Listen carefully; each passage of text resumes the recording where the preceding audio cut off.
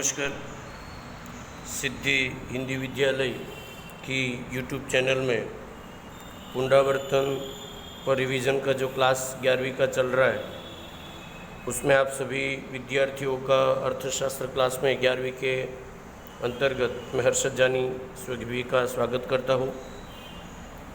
Revision की शुरुआत करूँ उससे पहले सुंदर सा सुविचार कि जो रहता है हमेशा मेहनत के साथ किस्मत नहीं छोड़ती कभी उनका हाथ। और इसी सुंदर से सुविचार के साथ आइए मिलकर 1 मिनट के लिए माता सरस्वती को भी याद कर लेते हैं।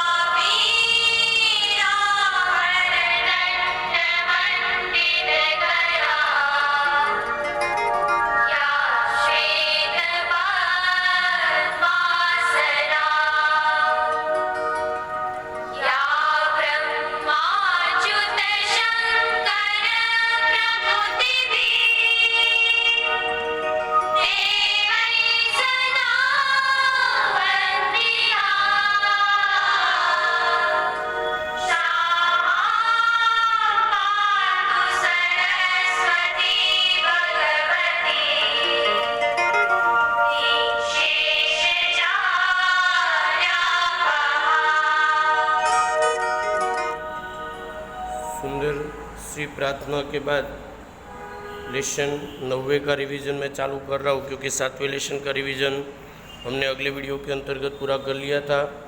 और 8वें लेसन का जो पुनरावर्तन था वो हम लोगों ने जब विद्यालय चालू था तब उसका रिवीजन हमने कर लिया था। अब 9वां लेसन है जिसका नाम है राष्ट्रीय आय। और आप लोगों की किताब के अंतर्गत पेज नंबर 94 पर आप लोग चले जाओ। 94 नंबर पेज पर इकोनॉमिक्स के अंतर्गत आपको 9वां लेसन मिलेगा जिसका नाम है राष्ट्रीय आय।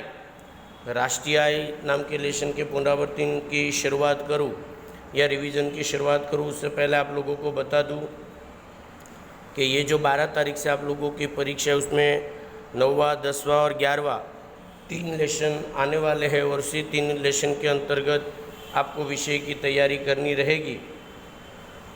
और इस लेसन के अंतर्गत का सबसे इम्पोर्टेंट कोई भाग अगर है तो है राष्ट्रीय आय की परिभाषा। ऐसे तो पूरी किताब के अंतर्गत जब लाइव क्लास आप लोगों का चल रहा था तो आप लोगों ने देखा कि उसके अंतर्गत लगभग 10 से 12 राष्ट्रीय आय की परिभाषा है।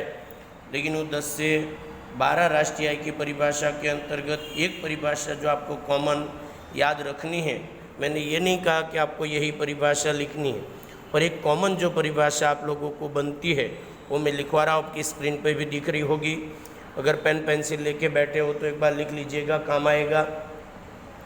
कि 1 वर्ष की समयावधि के दौरान 1 वर्ष की समयावधि के दौरान देश में होने वाले कुल उत्पादन को 1 वर्ष की समयावधि के दौरान देश में होने वाले कुल उत्पादन को उनकी बाजार कीमत से गुणा करने पर 1 वर्ष की समयावधि के दौरान देश में होने वाले कुल उत्पादन को उसकी बाजार कीमत से गुणा करने पर जो मूल्य अथवा योग प्राप्त होता है उसे राष्ट्रीय आय कहते हैं। पुनः एक बार, 1 वर्ष की समयावधि के दौरान देश में होने वाले कुल उत्पादन को उनकी बाजार कीमत से गुणा करने पर जो मूल्य या योग प्राप्त होता है उसे राष्ट्रीय आय कहते हैं। इस लेसन के अंतर्गत ये परिभाषा आपको बार बार ज़रूरत पड़ेगी। इसका दूसरा मुद्दा अपने आप बन जाएगा कि राष्ट्रीय आय की गणना कितने समय के बाद होती है। तो राष्ट्रीय आय की अगर टिप्पणी आपको पूछते हैं तो राष्ट्रीय आय की टिप्पणी के अंतर्गत के कुछ मुद्दे आप लोगों की स्क्रीन पर मैं शेयर कर रहा हूँ, टैली कर लीजिएगा। पहला परिभाषा जो अभी आपको मैंने बता दी। नंबर 2, गणना। राष्ट्रीय आय की गणना साल में केवल एक ही बार होती है। दूसरा, उसका उदाहरण।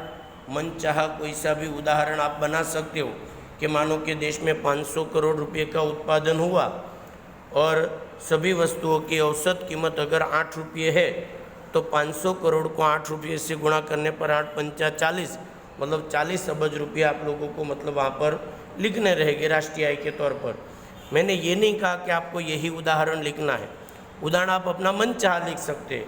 मतलब आपके 3 मुद्दे हुए बेटा कि परिभाषा गणना साल में एक ही बार होती है, दूसरा उसका उदाहरण, और जो आप लोगों का आगे का मुद्दा है वो कि राष्ट्रीय आय की गणना कौन सी कीमत पर गिनी जाती है। बाजार कीमत हमने लिखी, पर बाजार में तो 2 कीमत होती है, एक स्थिर कीमत और दूसरी चालू कीमत। तो आपको कौन सी कीमत पर गिनना है राष्ट्रीय आय को? स्थिर कीमत पर। MCQ यदि आप लोगों को पूछा जाए कि किसी भी देश की राष्ट्रीय आय कौन सी कीमत पर गिनी जाती है, चालू भाव पर, स्थिर भाव पर, दोनों पर, या दोनों में से एक भी नहीं, तो आपका उत्तर रहेगा स्थिर कीमत पर। मतलब 4 मुद्दे, परिभाषा, गणना साल में एक बार, उदाहरण मन से लिखना है, और कौन सी कीमत पर राष्ट्रीय आय गिनी जाती है। राष्ट्रीय आय हमेशा स्थिर कीमत पर ही गिनी जाती है। उसके बाद उनकी विशेषता, कि राष्ट्रीय आय की विशेषता क्या है कि राष्ट्रीय आय के द्वारा हम किसी भी देश के विकास की गति को जान सकते हैं। राष्ट्रीय आय के द्वारा हम किसी भी देश की आर्थिक विकास की गति को जान सकते हैं। नंबर 5, राष्ट्रीय आय में कौन से साधन की गणना होती है। राष्ट्रीय आय में कौन से साधन की गणना होती है, तो आप लोगों को भी बता दूं कि राष्ट्रीय आय की गणना करते समय उत्पादन के जो 4 साधन आप 10वीं के अंतर्गत पढ़े हो, जमीन, श्रम, पूंजी और नियोजक, जमीन, श्रम, पूंजी और नियोजक जैसे 4 साधनों के द्वारा ही आपको राष्ट्रीय आय गिननी है। मतलब वापस एक बार राष्ट्रीय आय की परिभाषा का मुद्दा, दूसरा गणना साल में एक बार, तीसरा उदाहरण कि भाई देश में 500 करोड़ का उत्पादन होता है और प्रति वस्तु की कीमत का भाव अगर मानो कि औसत 8 रुपये हो तो 500 करोड़ गुणा 8 रुपये, मतलब जो मूल्य आएगा वो आपकी राष्ट्रीय आय होगी। नंबर नेक्स्ट, राष्ट्रीय आय की गणना किसके आधार पर होती है? स्थिर कीमत के आधार पर राष्ट्रीय आय की गणना होती है। विशेषता, राष्ट्रीय आय की गणना के द्वारा हम किसी भी देश के आर्थिक विकास की गतिविधि को जान सकते हैं। नंबर नेक्स्ट, राष्ट्रीय आय में कौन से साधन, तो कि राष्ट्रीय आय में कुल 4 साधन जमीन, श्रम, पूंजी और नियोजक की गणना की जाती है। फिर राष्ट्रीय आय किस लिए काम आती है, तो राष्ट्रीय आय के द्वारा हम किसी भी 2 देशों की तुलना कर सकते हो। राष्ट्रीय आय के द्वारा किसी भी 2 देशों के आर्थिक विकास की तुलना की जा सकती है।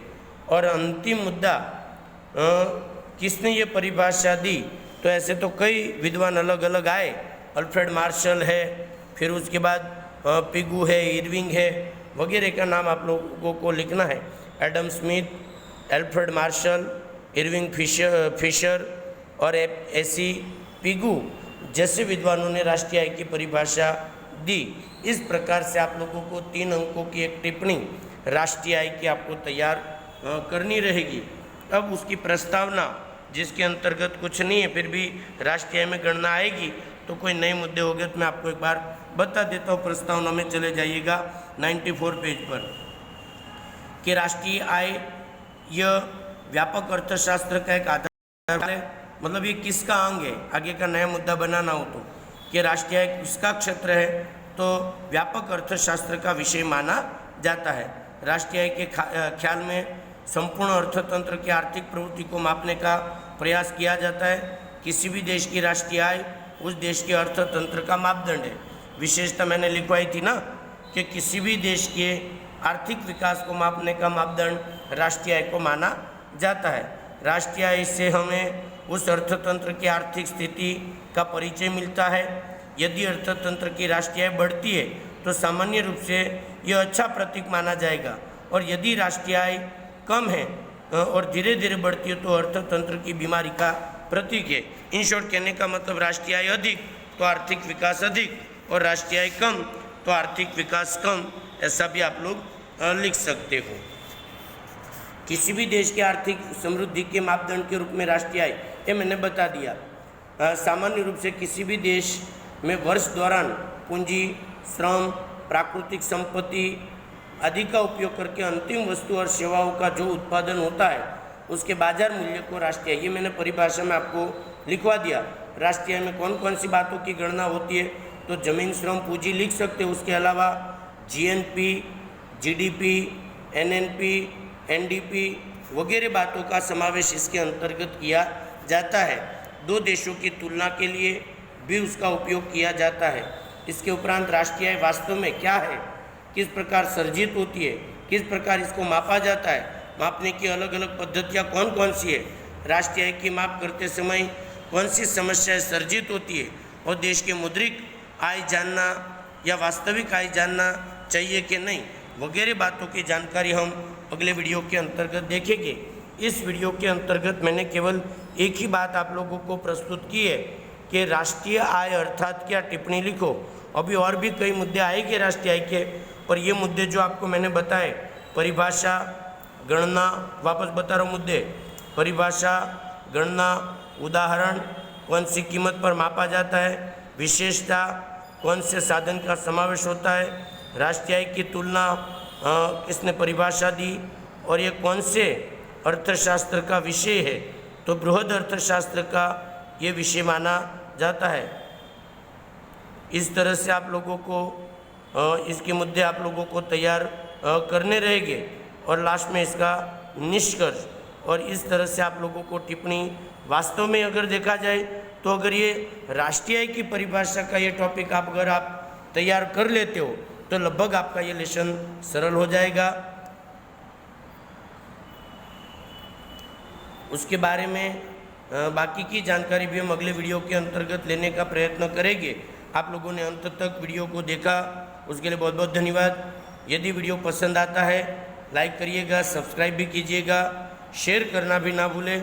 और यदि वीडियो से रिलेटेड आपको कोई भी XYZ इंक्वायरी हो, कोई कन्फ्यूजन हो, तो आप मेरे संपर्क के आधार पर मेरा संपर्क करके आप कोई भी प्रकार की जानकारी को प्राप्त कर सकते हैं। बहुत बहुत धन्यवाद। जय हिंद, जय भारत, वंदे मातरम। धन्यवाद।